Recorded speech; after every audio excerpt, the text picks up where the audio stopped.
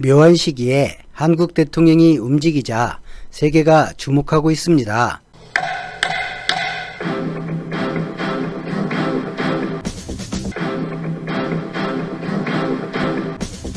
한미 간 중대발표 시나리오가 준비되고 있는 건 아닌지 조심스럽게 기대를 하게 합니다. 문재인 대한민국 대통령이 19일부터 3박 5일 일정으로 미국을 방문합니다. 검찰과 야당의 고발 사주 사건으로 한국 사회는 그야말로 벌집을 쑤셔놓은 듯한 모습이지만 문재인 대통령은 국내 정치에 선을 긋고 있습니다.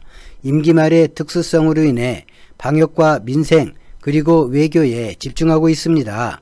한국 외교 무대에서 미국과 중국은 단골이며 일본은 과거사란 수렁에 스스로 들어가 경제를 담보로 한국을 굴복시키겠다며 허무 맹랑한 꿈을 꾸다가 급변했던 남북미 회담에서 들러리도 되지 못했고 미중 갈등 국면에서도 미국의 압력을 이기지 못하고 진영 정리를 너무 일찍 해버리는 바람에 미중 두 나라에서 존재감이 사라지고 있습니다. 바이든이 일본의 존재감을 살려주기 위해 북핵 문제에서 한미일 공조를 복원시켰지만 한국의 양해를 바이든은 얻어야만 했습니다. 하지만 서쪽으로 해가 지면 다시 뜰 때까지 긴긴 밤을 보내야만 합니다.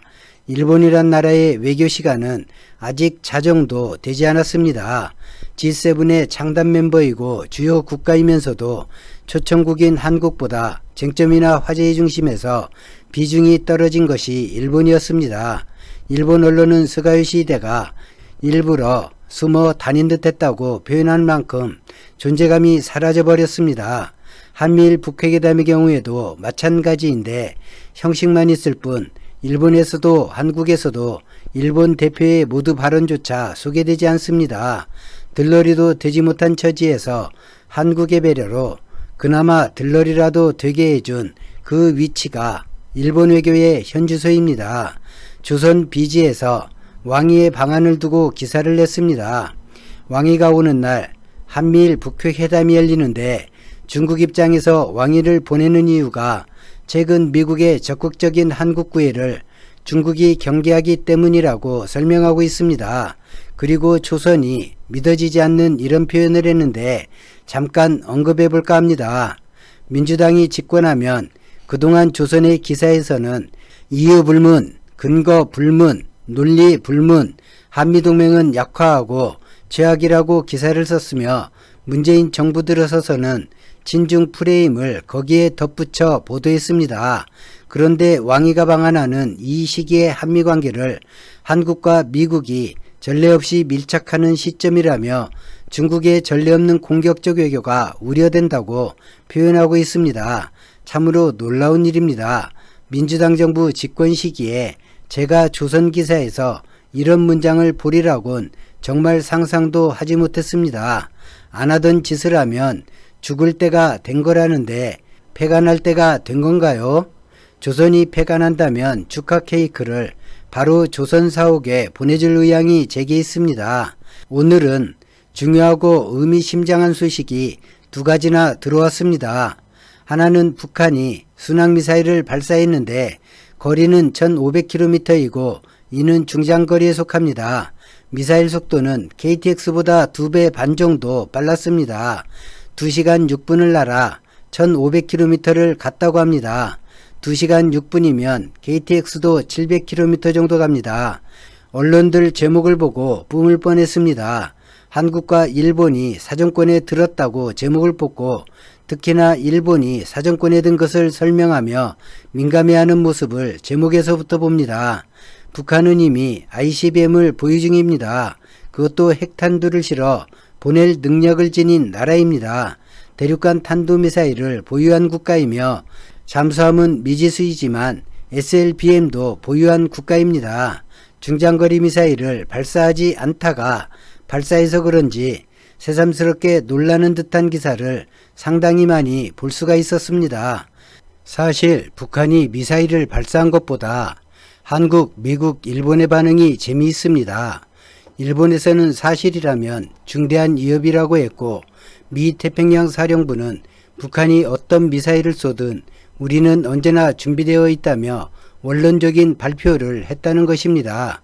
우리 국방부는 미국과 긴밀히 분석 중이라고 했습니다. 쉽게 이야기하면 순항미사일은 한미일의 관심 대상이 아니라는 것입니다. 유엔 제재 대상이 아니기 때문입니다. 문제를 삼아봐야 부질없기 때문에 한미일 군 당국이 뜻든 미지근한 것입니다.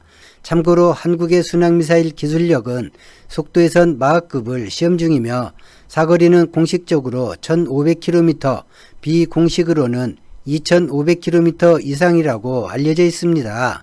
이 때문에 중국과 일본에서 한국의 미사일이 누구를 겨냥하는 것인가를 놓고 중국이다 일본이다 말들이 많았었습니다.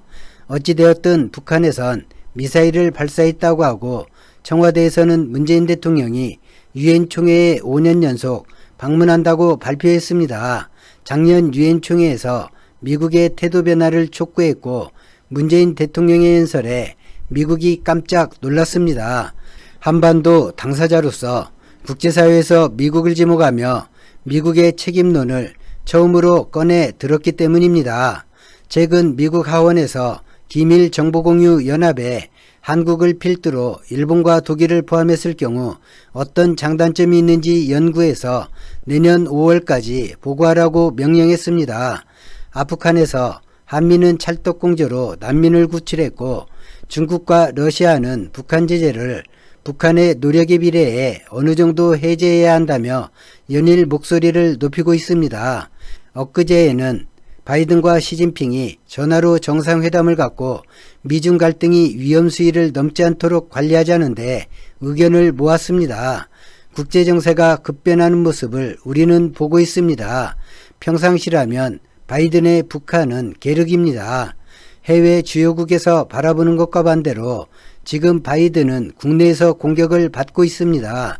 트럼프 임기 말에 의사당이 공격당하는 일이 있었고 이 일을 두고 민주당은 트럼프를 탄핵했습니다. 공화당은 분노했습니다. 선거의 패에 조만간 백악관을 떠나는 상대에게 정치적 배려를 하지 않았다는 것입니다. 한국에서 태극기 부대가 그랬던 것처럼 모든 일에서 공화당은 이렇게 말하고 있습니다. 대통령 자리에서 내려와라 라고 말합니다. 아프간의 혼란을 두고 지지율이 8%나 급락하자 탄핵 이야기를 꺼냈습니다. 텍사스에서 낙태 문제가 불거지고 백신 접종 의무화 정책이 발표되자 민주당과 공화당이 정면으로 충돌하는 모양새입니다. 이런 미국의 상황에서 문재인 대통령이 미국을 3박 5일 방문합니다. 청와대에서 밝힌 방미 일정을 보면 아직은 바이든을 만나는 일정이 없습니다. 백악관에서도 한미 정상 간 만남을 계획되어 있다고 말하고 있지 않습니다.